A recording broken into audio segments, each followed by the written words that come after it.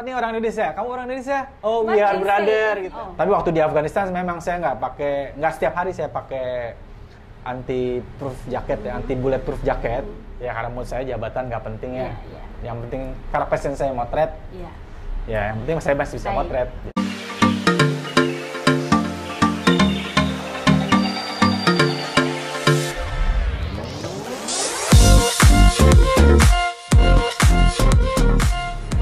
Selamat siang, salam sejahtera. Jumpa lagi di Studio Mini Ngopi di Halaman bersama saya Usi Samsi. Kali ini kita sedang kedatangan tamu, seorang wartawan, salah satu wartawan handal Indonesia, yaitu Nugroho Adi Weda Widakdo yang kita kenal dengan Mas Adi Weda. Selamat siang Mas Adi. Selamat siang Mbak. Oke. Mas Adi, kita nih kemarin lagi ngobrolin tentang Taliban ya. Kayaknya kan Mas Adi nih, Mas panggilnya Mas Wedi apa Mas Weda nih? Weda. Oh, Mas Weda. Sorry. Mas Weda kan udah pernah ini ya pergi ke Afghanistan. Betul. Ya. Mungkin boleh nggak diceritakan sedikit nih sebelum kita ngobrolin yang lain-lain dulu nih tentang pengalamannya atau mungkin melihat Taliban dari dulu sampai sekarang ini dalam kacamata fotografi. Saya mulai dari saya berangkat aja deh ya. Boleh. Silakan. Saya berangkat tahun 2001 kalau nggak salah. Saya agak-agak lupa, udah lama banget soalnya. Saya dikirim sama kantor saya. Dulu kebetulan saya kerja di kantor berita Prancis, AFP, ke Afghanistan.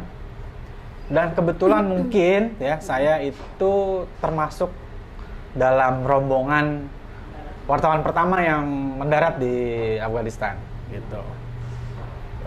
Saya di situ kurang lebih berapa orang pada saat itu? Sendiri, dari Indonesia sendiri. Ya. Dari Indonesia sendiri. Jadi dari antara pun nggak kirim ya? Saya nggak tahu kalau dari antara, tapi yang saya tahu ya yang ada cuma saya di situ. Mungkin setelahnya mungkin ya, saya nggak ngerti. Gitu.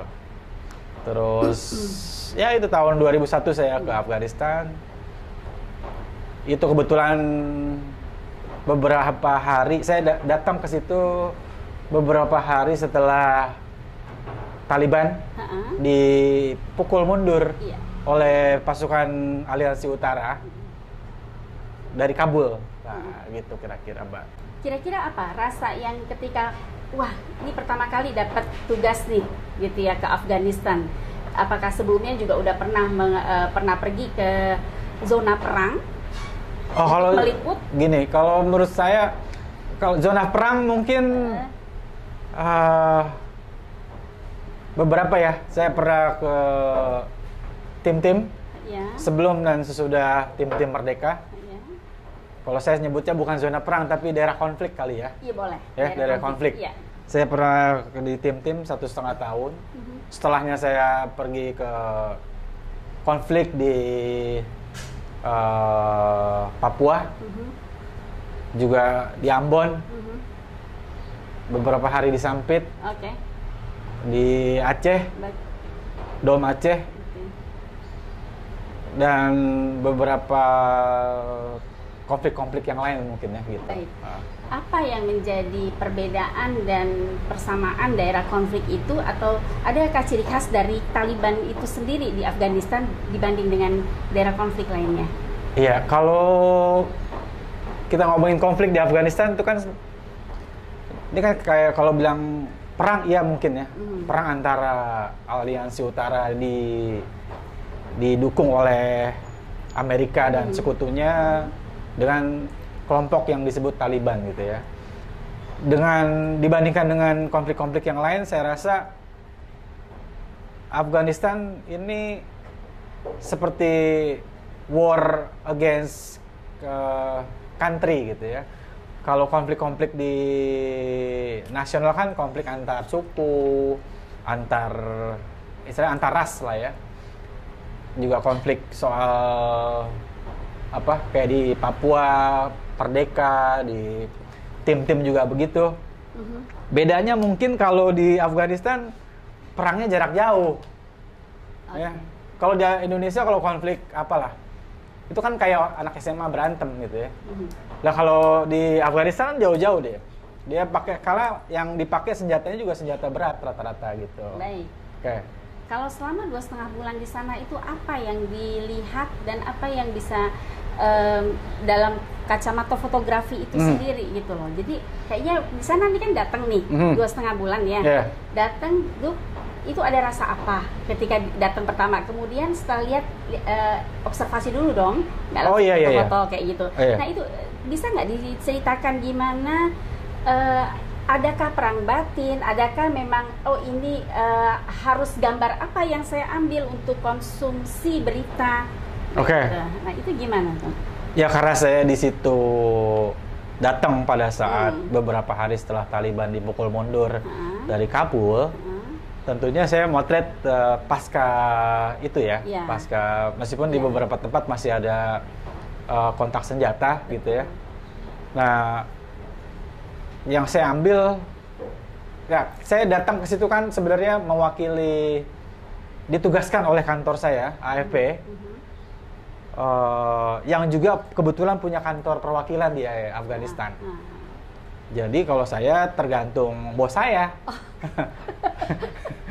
Oh Weda kamu kesini, oh Weda kamu kesana, oh Weda. Ya, jadi saya masih bau kencur lah dulu itu. Umur berapa pada saat itu? Aduh, umur berapa ya? Mungkin umur sekitar tahun 2001, sekarang sekitar 30-an lah. 29. Masih muda ya. Adrenalin juga masih tinggi ya. Emang sekarang udah enggak ya? Ya, masih lah dikit-dikit. Terus pada saat itu kalau misalnya tidak ada Weda, kamu kesana dong ambil foto, nggak ada apa misalnya ini bagus banget ya, bisa menjadi sebuah konsumsi pribadi ya yang memang apa, saya ingin melihat bahwa sebagai seorang fotografer jurnalistik melihat kondisi yang kayak begitu, at least walaupun itu dalam keadaan sudah damai sentosa ya, tapi tentu ada sisa-sisa ya. Ya itu apa tidak melihat. Kalau gini, kalau dibilang damai sentosa belum, karena ini kan baru beberapa hari Taliban dipukul mundur, masih ada. Itulah masih sisa-sisa tadi. Sisa-sisa ya. Jadi kalau saya kebetulan awalnya datang ke situ lewat jalan darat. Lewat jalan darat. Naik apa tuh berarti? Naik mobil. Itu saya terbang dari Jakarta ke Islamabad. Karena di Islamabad juga ada kantor perwakilan AFP di sana. Terus dari Islamabad kita pergi ke Kabul lewat jalan darat. Ya. Tapi kebetulan waktu itu ketika saya dan bos saya waktu itu, bos saya yang ada di Islamabad itu menuju ke Kabul bersama rombongan wartawan-wartawan yang lain, itu ada ambush, ada penyerangan secara mendadak dari, kalau dibilang dulu katanya perampokan, tapi saya nggak yakin itu perampokan. Jadi wartawan yang ada kebetulan yang lebih dulu berangkat itu di ambush dan mereka meninggal dunia. Iya. Salah satunya teman saya dari Reuters, Harry Burton namanya. Dan sejak itu kita balik lagi, kembali lagi ke Islamabad, karena pada saat itu tidak ada satupun orang boleh pergi lewat jalan darat. Kemudian saya harus menunggu sampai kantor saya memberitakan saya untuk berangkat lagi. Ya, kira-kira seminggu kemudian kita berangkat pakai pesawat UN lah ke situ. Masih ingat nggak dalam 2,5 bulan itu berapa foto yang sudah dihasilkan? Waduh, banyak Mbak. Banyak banget. Dan tapi itu harus ini lagi ya, diedit lagi ya. Iya betul. Kan kalau kita gini, pekerjaan as a fotojurnalis itu nggak cuma motret Mbak. Iya. Kalau kata teman saya, ya saya juga belajar dari dia, namanya Charles Darapak, dia bilang gini, motret itu cuma 25%. Selebihnya you have to think, ya, you have to edit, you have to send, make a good caption. Jadi pekerjaan motret di profesi saya sebenarnya cuma Oke. Persentase 25%. Bagian mana yang paling besar daripada you have shooting, ya, kemudian you have to edit, dan sampai bla bla apa tadi itu ya, yang paling berat yang mana? Yang paling berat mengedit kah, atau memberi capture kah, ataukah memang memikirkan bagaimana ini sebuah foto essay bisa bercerita dengan bagus? Tentunya pada saat kita di lapangan ya. Kalau kita ngomongin foto konflik, satu mungkin nggak safety, ya. Terus kan kita pakai ini dong, live vest, pakai ya. Pakai. Itu juga sebuah kendala tersendiri ya. Tapi waktu di Afghanistan memang saya nggak setiap hari saya pakai anti proof jacket ya, anti bulletproof jacket. Karena saya juga tidak setiap hari juga motret kontak senjata. Baik. Gitu ya. Jadi apa tadi Mbak? Lupa saya. Ya, bagian mana yang paling berat ya kan? Kamu bilang 25% itu hanya kamu ngambil foto gitu ya. Selebihnya tuh ada yang edit, ada yang memikirkan. Nah, itu yang paling tersulit yang mana dalam jurnalistik foto? Ya kalau tergantung situasi sebenarnya. Tergantung situasi, baik. Tergantung situasi. Iya. Jadi semua itu nggak bisa. Tapi kalau misalnya 25% ya, 25% itu hanya mengambil fotonya, bisakah 25% itu mengambil foto bahwa kita sebagai seorang naluri fotografer melihat sebuah gambar itu ada suatu tiba-tiba aja harus ngambil, atau mungkin gue pikirin dulu ya baru gue ambil foto. Ya, ada yang begitu. Ada yang tiba-tiba harus ngambil, spot news gitu ya, benar-benar di depan mata dan we have to take the pictures. Ada juga yang sebelum berangkat kita harus mikir, hari ini mau motret apa. Kebanyakan gimana waktu di Afghanistan? Kebanyakan spot. Ya, padahal itu kita kan jalan-jalan, oke, you go, ya kamu pergi ke sini, ya kita nggak tahu mau motret apa sebenarnya. Tapi ya ketemu di jalan kita foto. Apa yang menarik ketika ketemu? Banyak kalau yang menariknya. Apa dong salah satunya misalnya gitu loh. Salah satunya kan kalau gini, di Afghanistan tuh kan mayoritas Muslim. Ya. Karena saya orang Indonesia, mereka selalu nanya tuh. Mukanya bukan sama. Iya, selalu nanya. Where you come from? Yes. Indonesia. Oke. Are you Muslim? Yes. Oh, we are brothers. Semua begitu di jalanan. Oh, ini orang Indonesia. Kamu orang Indonesia? Oh, we are brother gitu. What they say? Misalnya kamu nggak bilang I'm Christian nih, misalnya, apakah itu konflik buat mereka? Kira-kira? Saya nggak tahu kalau itu. Nggak berani? Ya, bukan nggak berani. Ya karena memang saya bukan saya beragama Islam. Ya saya harus ngomong bahwa saya memang Islam gitu. Mungkin. Tapi kalau agama lain nggak apa-apa. Baik. Kan banyak ekspat di situ ya, banyak wartawan internasional di situ. Nggak cuman saya, tapi ada ratusan fotografer dari berbagai media, ya. Dan mereka rata-rata juga kan orang bule ya, ya.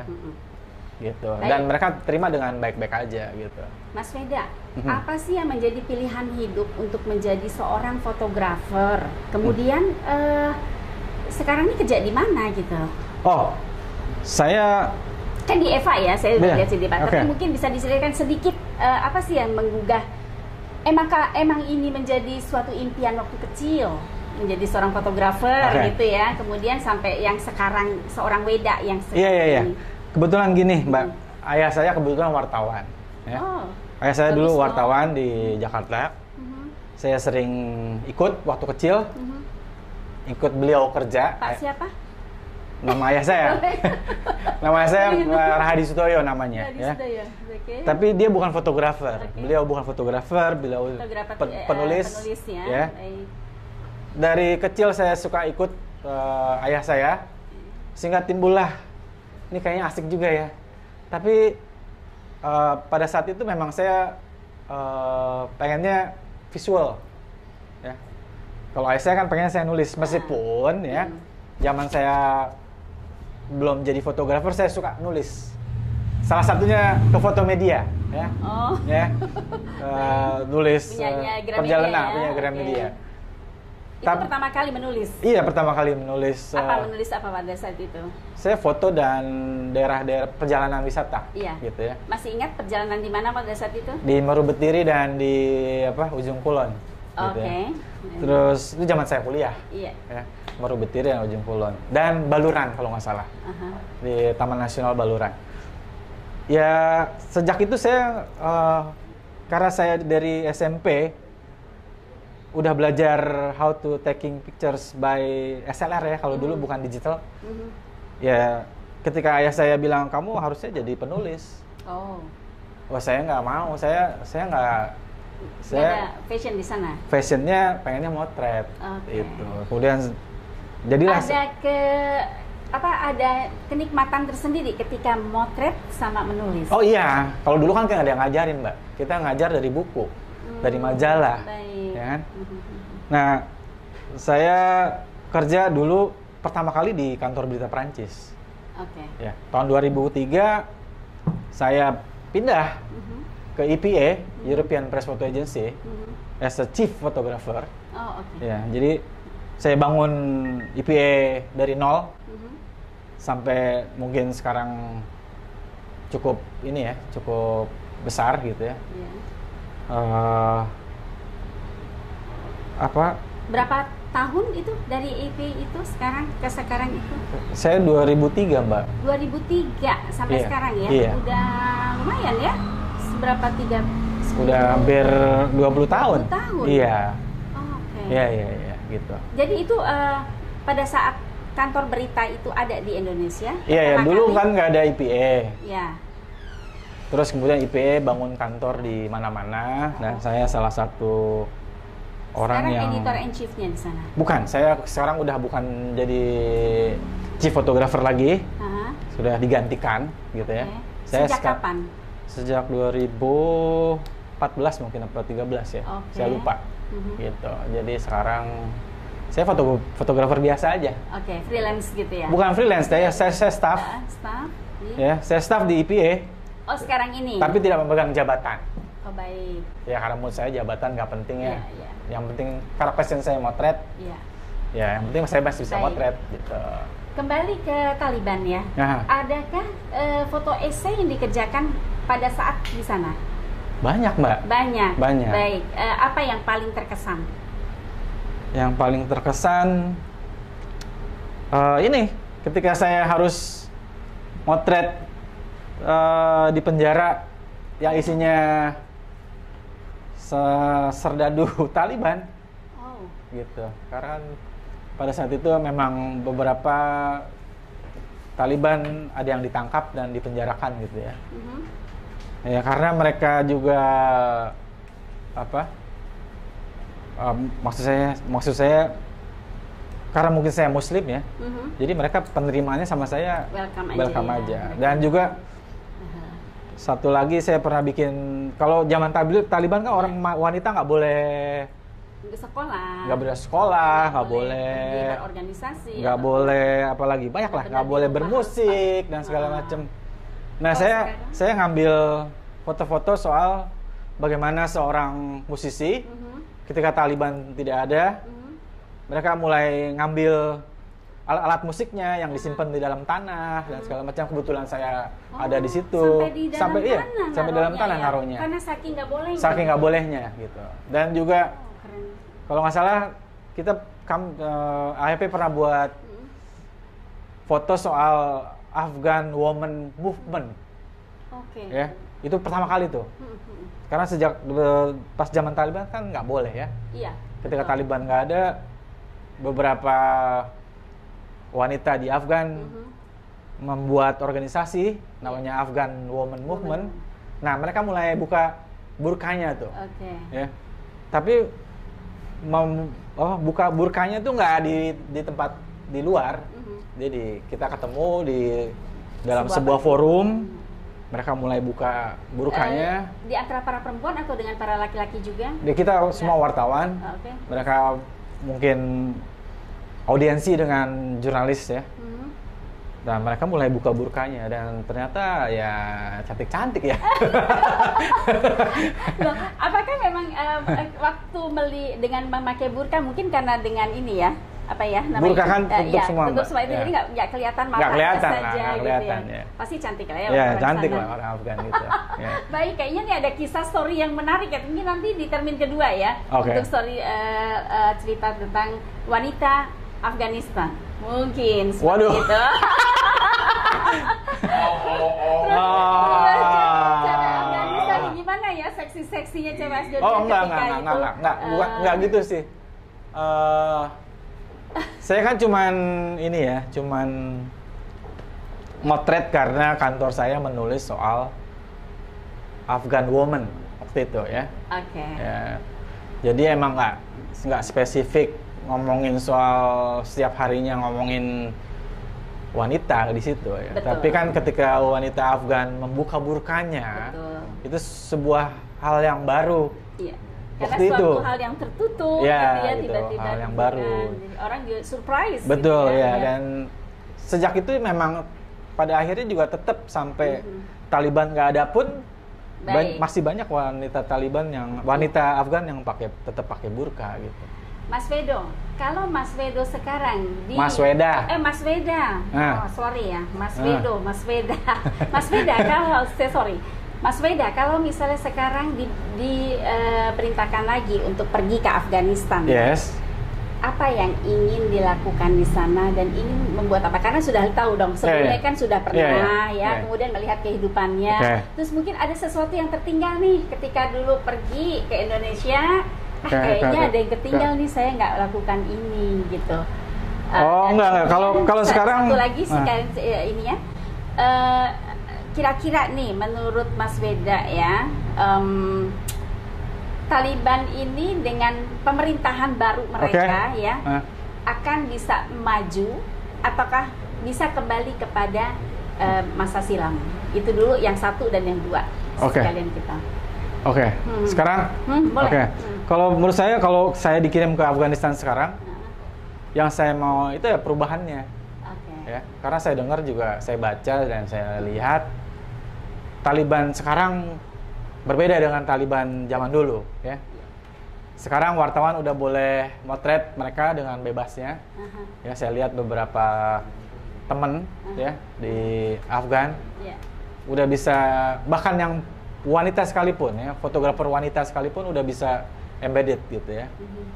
Jadi saya cuma pengen motret itu aja tuh, perubahannya dengan seperti dulu sama sekarang. Jadi ketika mungkin disandingkan dengan foto yang dulu dengan yang sekarang mungkin akan sangat berbeda ya? Iya, saya rasa seperti akan jauh berbeda ya. Gitu. Boleh ke Afghanistan? Mau? Mau kalau dia ngirim sih. Minta dengan Eva-nya. Wah, kalau itu nggak tahu deh kalau itu. Lalu tadi yang kedua tadi apa ya? Tadi pertanyaannya tuh tadi. Ya dulu dengan sekarang kelihatannya tuh. Kelihatannya pemerintahan Taliban sekarang lebih terbuka daripada yang dulu. Saya berharap juga tidak seperti dulu. Sekarang wanita ternyata sudah boleh bersekolah. Saya rasa Taliban merubah strategi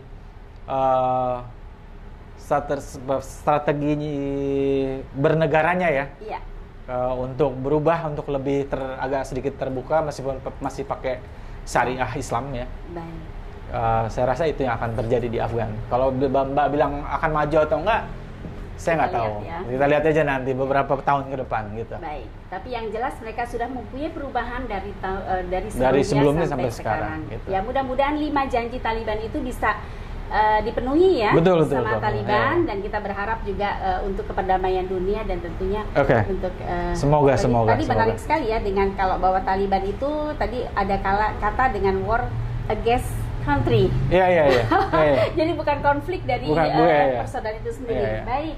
Sayang sekali waktunya sudah sangat sempit ya, tapi kita akan kembali lagi ke termin selanjutnya dan tetap di sini di Ngopi di Halaman bersama saya Usi Samsi.